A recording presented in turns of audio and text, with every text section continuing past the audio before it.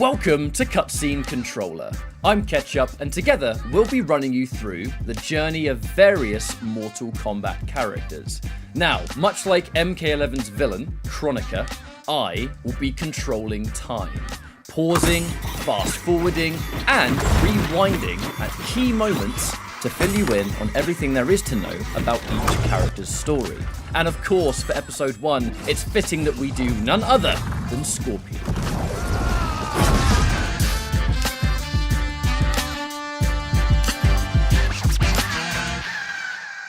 Welcome everybody! In this series, we'll be following what is known as the current timeline, which started with Mortal Kombat 9. But to get a clear idea over Scorpion's journey in MK11, we do need to do a quick refresher on both MK9 and MKX. There are 4 names that you need to remember here. They are Quan Chi, Shinnok, Kuai Liang, and Bi-Han. In MK9, Scorpion is a Hellspawn resurrected by Quan Chi, who leads him to believe that himself, his family, and his clan were all murdered by Bi-Han, the original Sub-Zero. As you might expect, Scorpion doesn't like that very much, and just like that, he kills Sub-Zero. But his younger brother, Kuai Liang, decides to take up the mantle of Sub-Zero and enters the next tournament to seek revenge for his fallen brother. But before he can secure that revenge, Sub-Zero is captured by the Lin Kuei, and Scorpion escapes to the Netherrealm.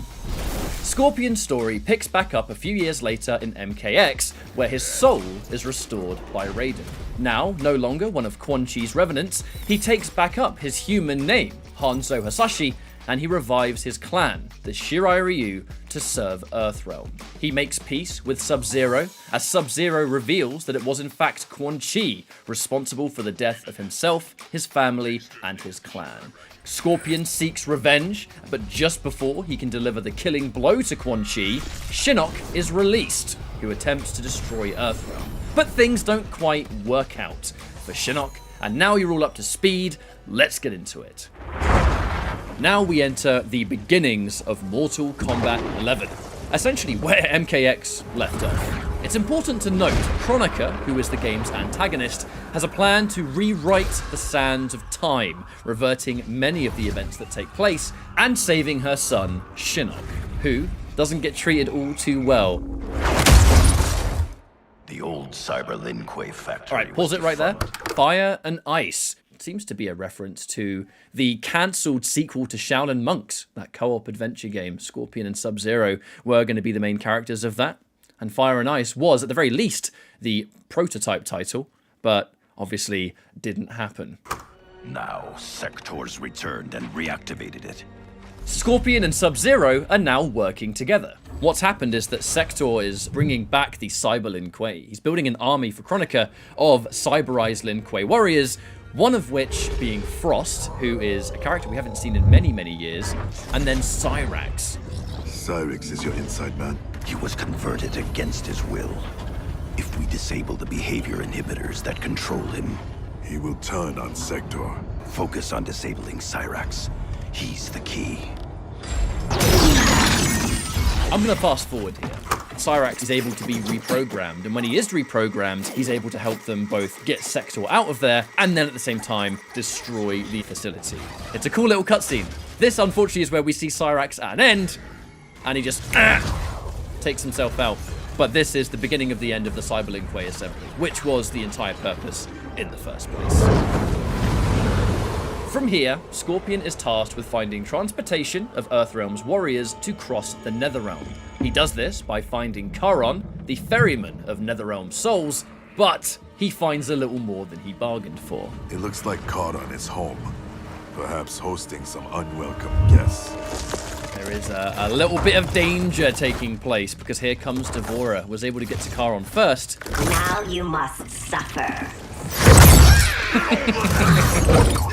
I've always been a really big fan of that, just flinging her out the door. Scorpion doing what he does best. First Shinnok, now Kronika. You fight for lost causes. This one ensures the Hive's survival. We'll fast forward that. That's a single player fight, but after this, you ultimately do win it, if you're able to do it. Don't worry, I'm sure you'll be fine. You've got that fatal blow on deck, just press your 2 triggers, you know, and you're good to go. Easy business. The Shirai Ryu will not fall.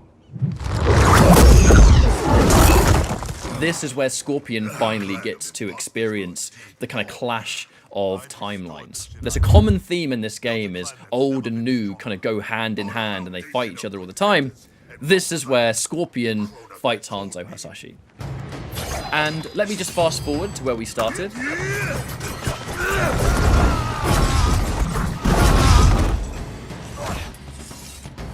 Harumi and Satoshi were stolen from me. Murdered. Seeing them again is all that matters. We share this pain. I fought through hell to end it. But Kronika's new era is not the remedy. She would resurrect Shinnok. I'm a big fan of this cutscene. You're finally able to see like old Scorpion get that kind of almost granddad lecture. When I revived the Shirai Ryu, I vowed our clan would ensure Earthrealm's protection. Help me keep that promise. I always really liked Scorpion's reaction. He's like, ah, I'm not shaking your hand, but maybe I will. Oh no! Oh no!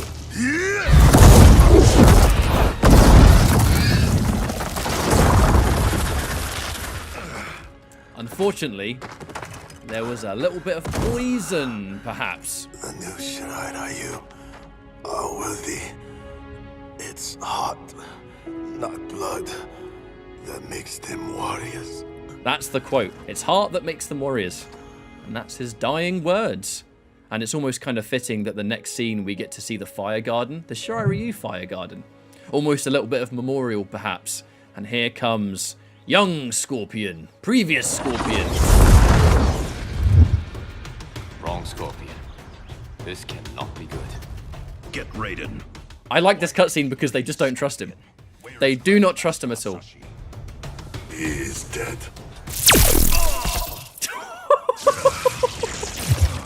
You're never ready for it.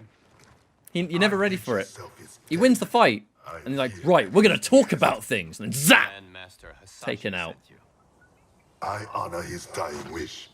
Karan will ferry your armies to the Isle of Kronika. We must leave at once.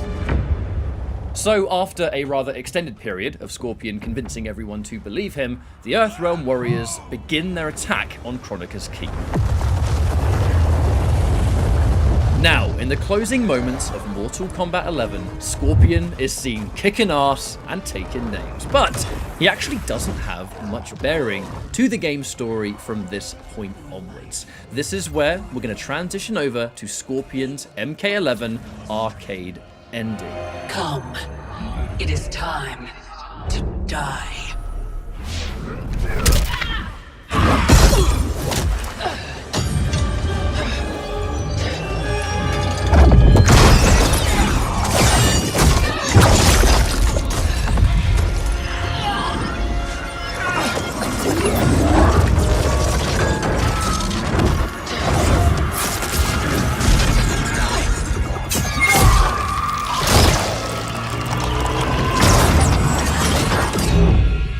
As we now look at the end sequence of the actual story mode, this is where everything kind of comes to a close.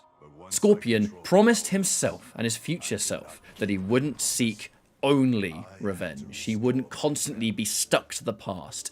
He cannot help himself. He decides to try and restore his family, his clan. Everything that was done to him, he wants to essentially right the wrongs, but in doing so, realizes that every single timeline he creates for himself, his clan and his family suffering is ongoing. There is no way to undo the damage. And it is, at this point, Hanzo realizing that Kronika was one of many titans all working towards Scorpion's ongoing suffering. And at this point, he vows to take out and kill every titan he possibly can.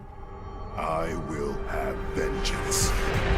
Thanks for watching this episode of Cutscene Controller. By all means, let us know if we missed anything, what characters you'd like to see next, and, come on, the obvious stuff, like, comment, subscribe, tell us what you think, and stick around for our next episode where we cover the other half of Mortal Kombat. It's going to be Sub-Zero.